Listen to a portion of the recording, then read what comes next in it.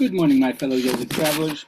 Mighty glad to be alive today, and I hope that you are too as we continue to live, laugh, love, learn, linger, and live the life we love, yeah? Well, fairy ointment, it's an English fairy tale. It's my little story for today. Dame Goody, she used to look after people, mind their babies, and that was her thing. And one night she was woken up at midnight. She went downstairs and she saw this strange, squinty looking guy looking at her. Ugly old fellow, but he wanted her to come and help her with his wife who was sick and couldn't take care of the baby. Well, he looked kind of creepy, but business is business, so off she went. She went outside and he mounted up on a horse that had fiery eyes. Ooh, and she held on to him as they rode so swiftly, and before you knew it, they were at a cottage door. She went out off the horse, he helped her down, she went in the room, she took the baby from the mother, and she noticed that the baby had the same kind of squinty eyes. Yeah. Anyway, the man said, take this ointment and rub it on the baby's eyes, on his eyelids, when the baby opens his eyes. So that's what she did. And then she was wondering, I wonder what the ointment is all about. She never saw it before. Anyway, she took some and she put it on her right eyelid. And the moment she did it, all of a sudden, the whole room transformed. It wasn't just a man and a woman and the kids. It was pixies. She realized she was in the other world all of a sudden.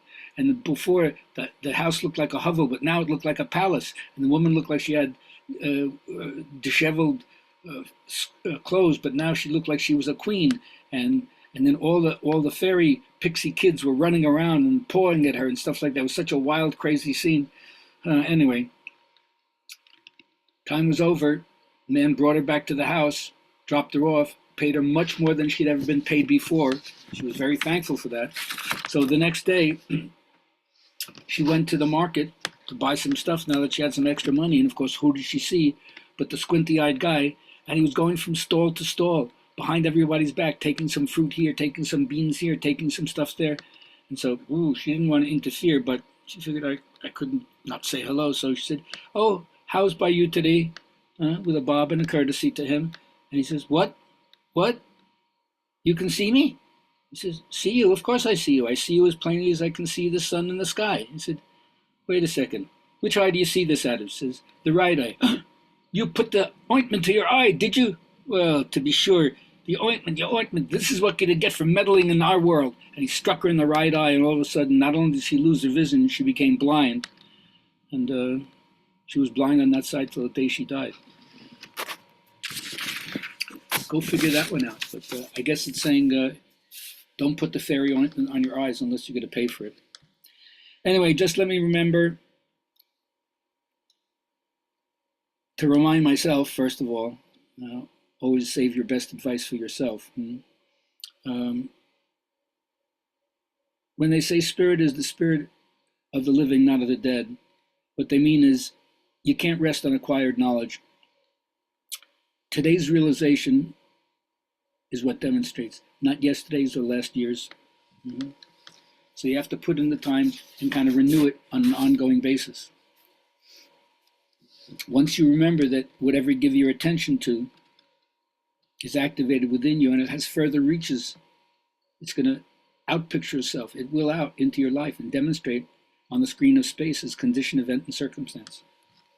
So I always ask you, what do you let dominate your vibrations?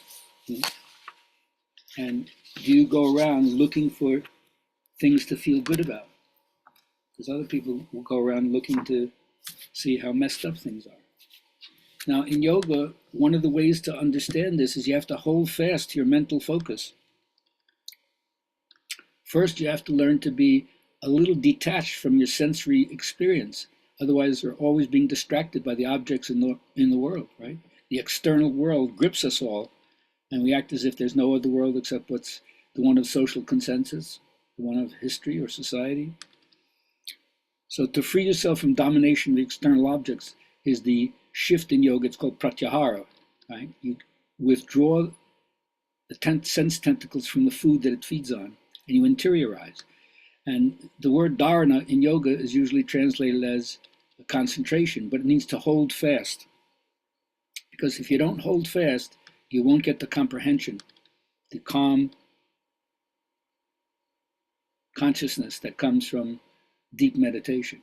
In fact, it goes so deep, It gets into almost like what I would call a cataleptic or a catatonia state, that the body doesn't move at all. It seems to be frozen, like a kind of immobility, but it's completely withdrawn to the internal world. And they call that in yoga turiya. That's where you become conscious of consciousness itself. And so now I want to give you a little excerpt from my series of messages called Message from Your Fearless Leader. Begin and continue. It sounds so reductionistic and simple, but that's it if you're going to set out upon the path of what we call the Great Way. No matter how reductionistic this sounds, these things are potent and they're packed with information and reminders. So you got to start, you got to stop hesitating, overthinking, researching it, doubting, procrastinating, and just jump in. If you want to play beautiful violin music, you have to have an investment period. When you first start to put your fingers on the strings, you don't have calluses, so it's hard to make a nice sound because you haven't paid the price of making the skin, which was tender, hard enough that it can press down on the string and not hurt itself. Yes, there'll be some tenderness when you first begin, but unless you continue and repeat to make the proper sound, any music which might have come to fruition won't happen. So in the same way, without a vision to sustain yourself, without enthusiasm to help you undergo the ups and downs that inevitably arise. But remember, it's only when you set out to go somewhere that obstacles arise. If you're not going anywhere, nothing's going to challenge you. So if you're attempting, as I hope we all are, to do something of supreme worth, there will be things that seem to conspire against us, whether it's within ourselves or in the world outside. And the force of our own ignorance is a powerful deterrent. But even more powerful is the commitment of the human will when it's connected to spirit. Peace be with you and have a great day.